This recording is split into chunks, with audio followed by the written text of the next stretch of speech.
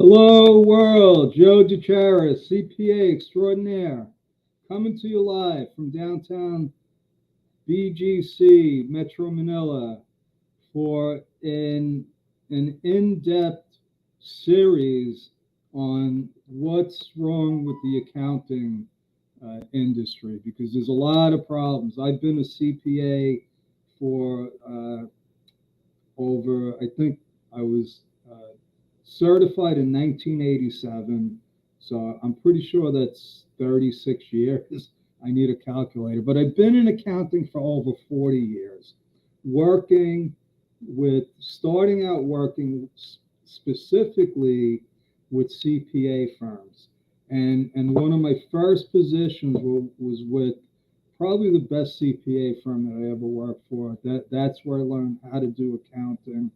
Uh, it was a medium-sized firm. I'd say we had about 30 accountants. Two of the owners were attorneys. We had a couple of other attorneys in the firm.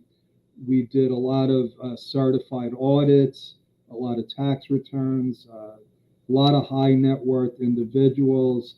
And the way that I learned was, and this is the right way to learn, is we had senior accountants that were in charge of accounts, and I was a junior accountant. I had about a year's experience. Okay, I had worked for a tax attorney before that, for two tax seasons. That was basically just a tax season job where I learned a lot about how to do individual tax returns. Then I worked I jumped around a little because that's just the way it was back then.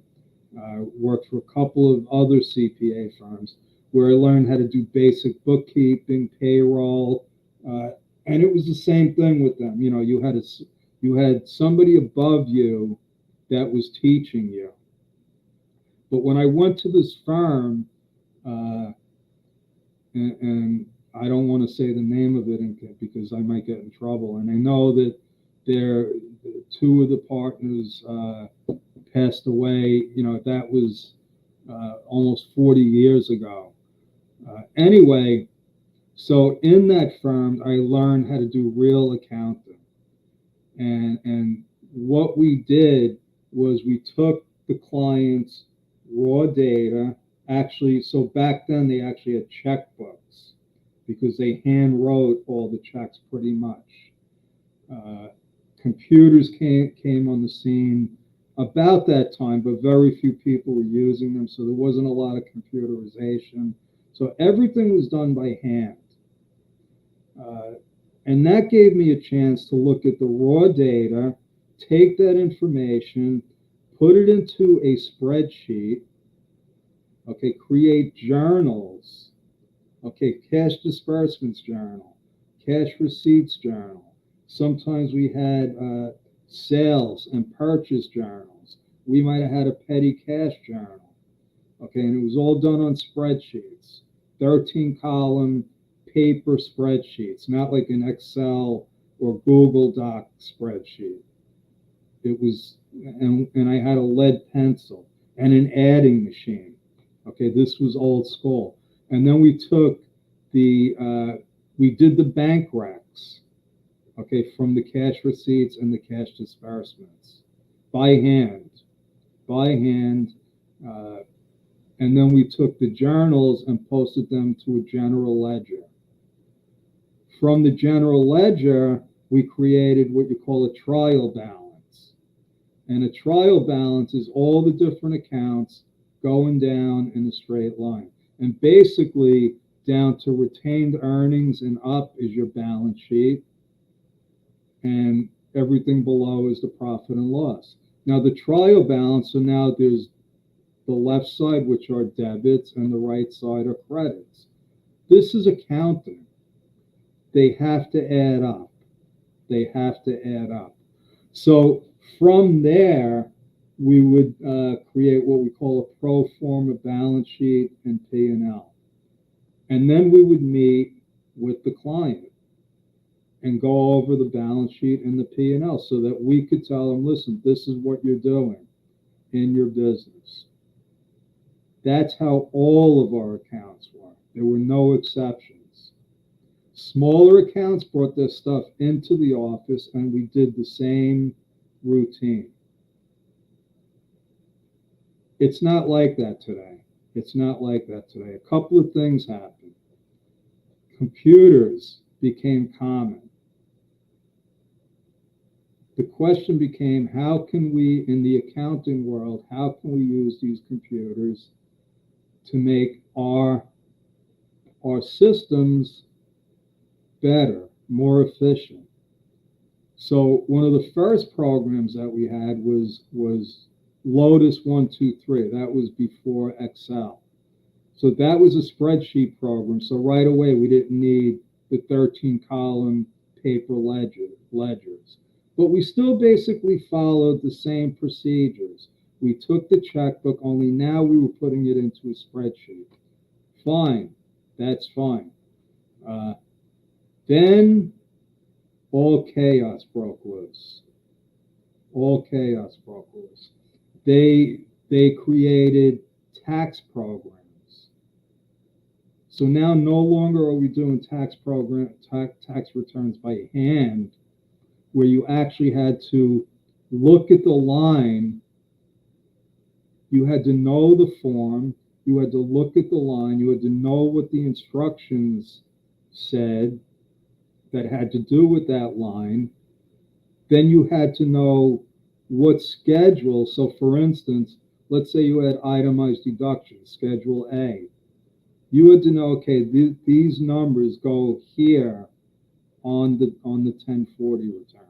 If you're doing depreciation, you can't just plug numbers into a computer program. You had to actually look up the instructions for the depreciation. And yeah, we had depreciation schedules by hand. Believe it or not, we got a lot of returns done, a lot of financials, a lot of returns, audited reports, everything in between.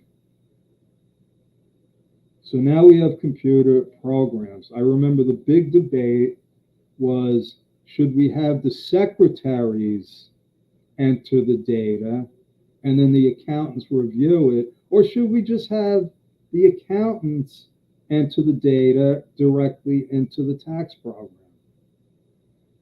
So now what we have is we have data entry. We're no longer looking at the forms and the instructions.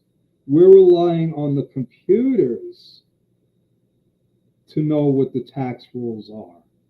We're just entering data into boxes, and then we would print out the return and review it. So if you had, so at that time, you've already had experience preparing returns, knowing what the rules are, digging deep into the tax code. Okay, we didn't just guess. We didn't just enter stuff on the tax return. But now we're entering stuff in the computer. But that was fine because we knew what the tax returns were supposed to look like. We knew what the rules were. Then what happened, which really changed the accounting industry. A company called Intuit bought a company called Parsons Technology. Parsons Technology had this software to do business bookkeeping.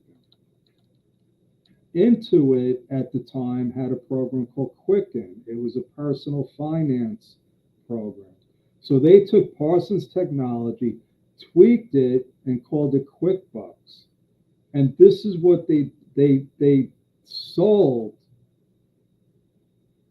the American business owners on the lie that they could do their own bookkeeping and save money. It shocked the accounting world. All of a sudden, the accountants were going to be replaced by software. Now, what happened the first couple of years, I'd say the first 3 to 5 years, accountants refused refused to use QuickBooks. So they let their clients do their bookkeeping, but the client still needed their tax returns done. So the accountants were taking the client's QuickBooks files,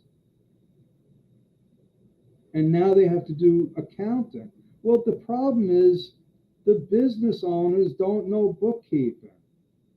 They didn't know how to do bank recs. They didn't know how to enter transactions. So a lot of times the accountant got garbage. They got garbage. Now, good accountants had a copy of QuickBooks. They'd get the client file and fix everything. Okay. Other accountants decided they were going to take shortcuts. They weren't getting paid to do the bookkeeping. They were getting paid to do the tax returns. So they started taking shortcuts. That did not help the client. What I did at that time was I saw an opportunity. I said, these accountants are leaving these business owners high and dry. I put an ad in the paper, QuickBooks setup and training. So I went to clients, and the first thing I did was I would look at their QuickBooks file, and 50% of them, I said, I can't fix this. It's too messed up. It's not worth saving. You know, and a lot of times they were shocked. What do you mean? I entered this and I spent a lot of time. It didn't matter. It wasn't worth salvaging. The other 50% I could salvage. I was able to fix their charts of accounts. I was able to reconcile their accounts. And I taught them how to enter the information into QuickBooks. Most of those clients I got as accounting clients. So now my accounting practice grew because they would say, well, my accountant isn't doing QuickBooks. You could help me with QuickBooks. Why don't you just do my tax return? So I took advantage of that opportunity. That's what the accountants should have been doing. They should have been supporting their clients. But instead, they were letting their clients create garbage and then taking shortcuts, taking that info and taking shortcuts, preparing tax returns that weren't worth the paper they were printed on. If those clients ever got audited and they had to bring down their books and records, nothing would match. Nothing would match. The first thing the IRS does is add up all the deposits. If they haven't done a bank rec, how could it be correct? Then they're going to look at all the disbursements. That backup has to match what's on the tax return. So right away we have a disconnect. Couple of decades later, all the people like me that learned how to do tax returns by hand are retiring. Okay, the people that taught me are retired. So now you got a whole new generation of accounting students coming into the business. How did they learn how to do accounting and taxes? They learned it on a computer program. They learned it on QuickBooks. QuickBooks isn't even an accounting program. It's a database. It's a database that they tweaked to produce financial statements. Now, the owners of Intuit were marketing geniuses. Marketing geniuses. I think they were the first ones to offer a rebate on software. So you bought, and it was cheap. It was cheap. You bought the software. It was very user-friendly. It had a nice interface. It was easy to get started. It had a lot of bells and whistles. In fact, that's one of the problems with QuickBooks. There's too many bells and whistles. There's too many things that you don't need. But it's easy to enter a bill. It's easy to write a check. It's easy to do an invoice. It's easy to do a lot of things. But if it's not set up properly, you're going to get garbage. You're going to get garbage for financial reports. So I've seen business owners make all kinds of mistakes, all kinds of mistakes. They're happy if they could print a check. They're happy if they can print an invoice. But what they skipped were essential steps: setting up a proper chart of accounts, setting up the vendors, and what account does that check go into. So they print checks and just pick a category. Sometimes they got it right, a lot of times they got it wrong. The invoices, you got to set up a product or service, and then you got to tell QuickBooks this is what income account it's going to go to. Then when you get paid and you get the check, there's a process to put the deposit in. So you got to receive the payment. You got to that wipes out the invoice. It's no longer an accounts receivable. You put it in the deposit. Now that deposit has to match your deposit slip. Then you do the deposit into the bank account. Now, what a lot of people would do is they would receive the check and not do the deposit. So then what happens is it goes into an account called undeposited funds. It's in limbo. It didn't go into the bank account. So if it didn't go into the bank account, you can't do a bank rec. If you don't have a bank rec, all of your numbers are suspect. It's easy to enter a check in QuickBooks, but what if you didn't print it? What if it never went out? There's no verification. So when I could look at somebody's QuickBooks file, and within less than a minute, I could tell them there's a problem here. If there was money in undeposited funds, problem. There's another account called opening balance equity. That's a catch-all account for when they open the business. They put a deposit in. If they don't put it to the right account, loans to shareholder, income, it goes into opening balance equity. So if there was anything in those two accounts, I would say your QuickBooks file needs to be fixed. If there was no bank recs, your QuickBooks file is suspect. Okay, so now we have a bad accounting program that's not even an accounting program. Oh, the other thing that Intuit did, they actually let people copy the program. And I'm pretty sure they knew. They let them do it. They let them pirate the software. Why? Because the more people that had it, eventually they'd be able to force them to buy it. They'd be able to lock it down and force them to buy it, because every year they had an update. And then they would stop supporting the older versions. Okay, so over time it became, so you got millions, tens of millions of people using it, accounting firms, because after about 5 years, the accountants had to relent. QuickBooks created what they called the Pro Advisor program. So they partnered with the accounting firms. Okay, so now QuickBooks was no longer the evil, they're going to take over our business, we're going to suffer. Now accountants were actually getting clients from Intuit. They created a database of all their pro advisors. So now clients could go online and say, oh, this guy is a QuickBooks Pro expert, I'll use him. So the whole dynamic changed, and the whole dynamic in accounting changed. And before that, there was a program called Peachtree. That was the most popular accounting program. That program is still around.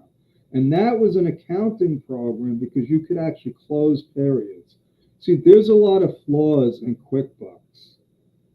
There's a lot of flaws. You could delete transactions. You can go back to other periods. You can go back to other years and delete transactions, add transactions. So if a client was actually using QuickBooks at the time, I would go in, do the year end. I would always have to check the opening retained earnings to make sure it matched last year's on the tax return. A lot of times it didn't. Then I'd have to find the transaction that they entered with the wrong year. Okay, so there's a lot of problems. There's no more accounting controls. Then you got new accountants coming in, learning accounting on a bad program. And now they're learning how to do tax returns through a tax software program. They're not looking at the instructions. They're not looking at what the laws are.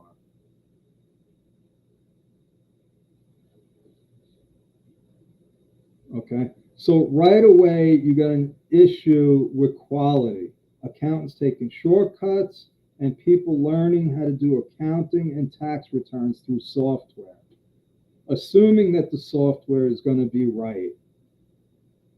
That's not a good way to do accounting. Another problem, and this is probably the biggest problem facing the accounting industry today, there is a serious lack of accountants. There's a serious lack of tax preparers. Forget about good tax preparers. Forget about good accountants. They are few and far between. Why? Computers. When I went to school, accounting was the most prestigious. If you wanted to be in business, you wanted to have an accounting degree. Why? Even if you don't want to be an accountant, you can get a job in business. You got an accounting degree. It wasn't easy to get an accounting degree. In fact, most people didn't cut the mustard and had to change majors because they couldn't pass one course called intermediate accounting. So they weeded out the people that would never really be good accountants. Well, then computers were created. I have an option. It's more exciting than accounting. I could become a computer programmer. I could learn about computer technology. I could build computers. So people went into computer science. Then the internet, another option. I could do web design. I could do graphic design. I could do database programming.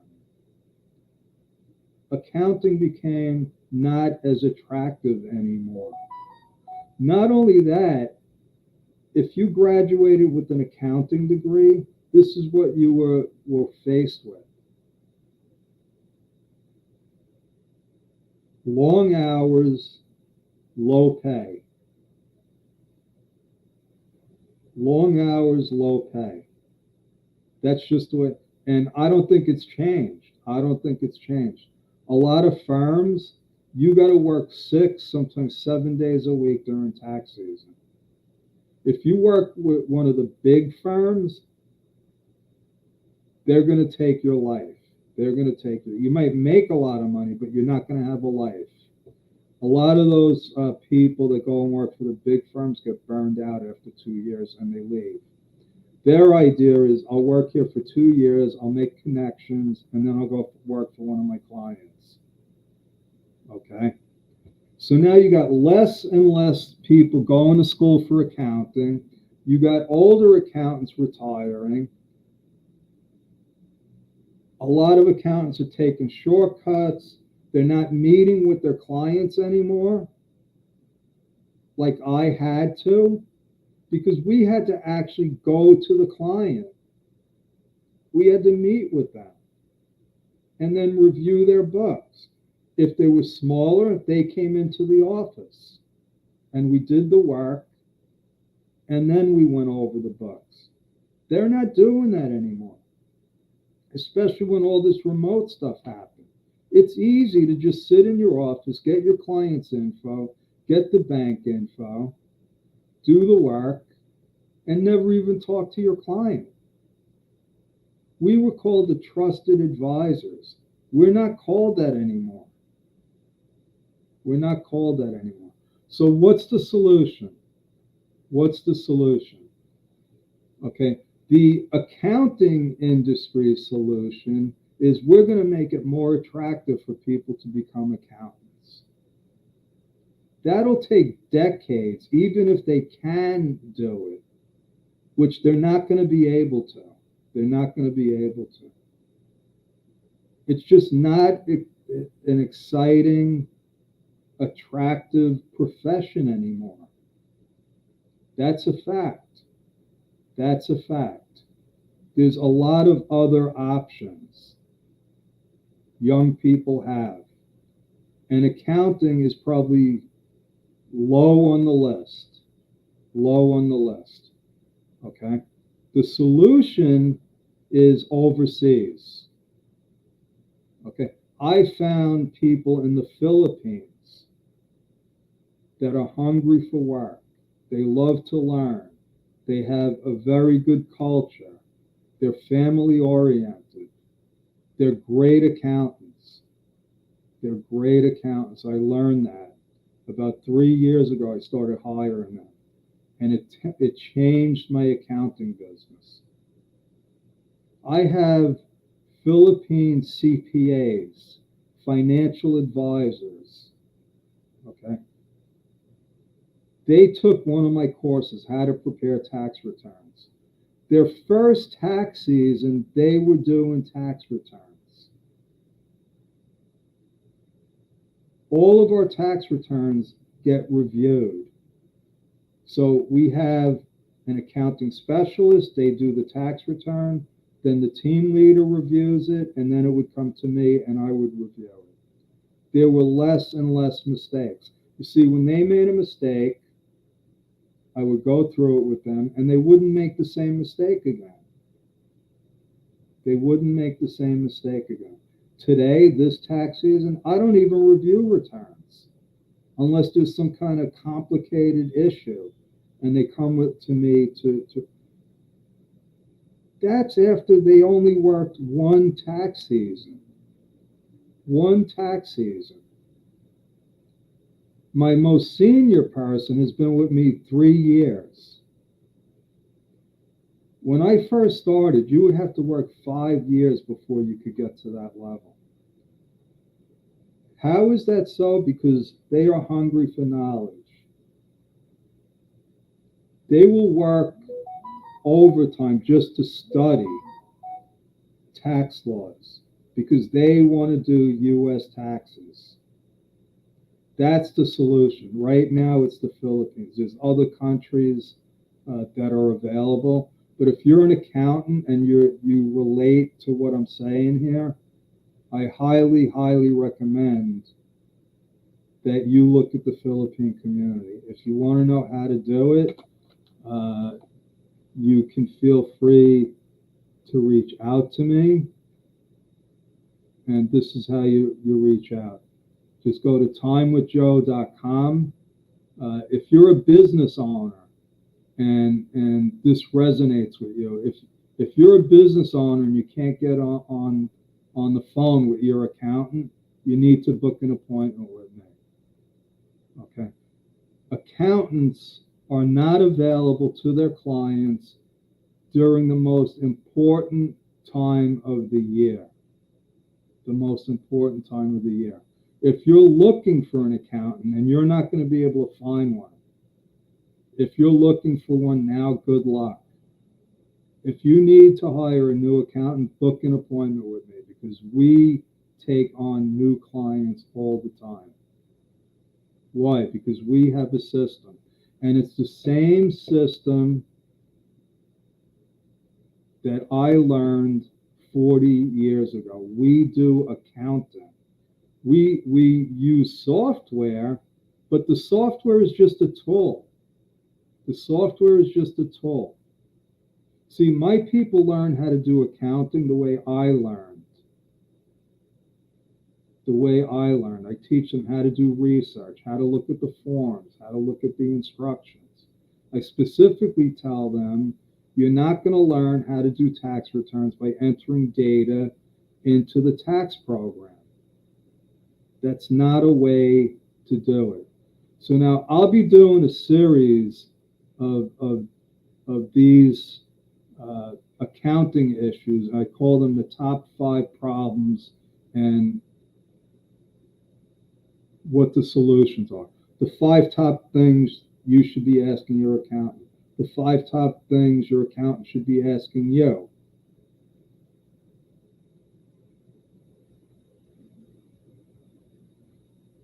And so on and so on. But I'll be doing a bunch of these. So if you're watching, thank you for your time. If you're not watching live, you're probably watching the recording. And I want to say thank you. I see a couple of hearts up there. Thank you for the hearts. Thank you for the support. And God bless. And I will talk to you next time. Thank you.